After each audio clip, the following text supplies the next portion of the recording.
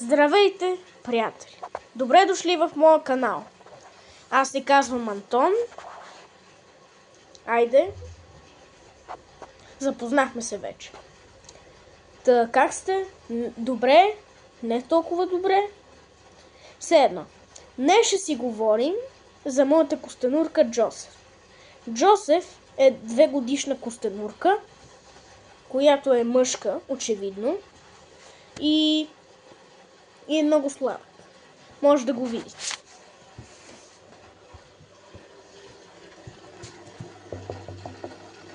Както виждате, ето го.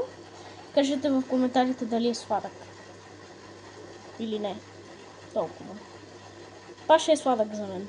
Той винаги е гладен и постоянно иска да ми яде пръста. Както виждате. Ето ги новите продукти на Сера, които се купуват за костенурката ми Джосеф. Може да си ги вземете от близкия ви зоомагазин, от нечовешкия магазин, от Петмол, откъдето може.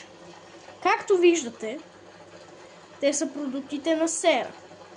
И този е по-малкият продукт, който е с кариди и други малки рачета и морски животни.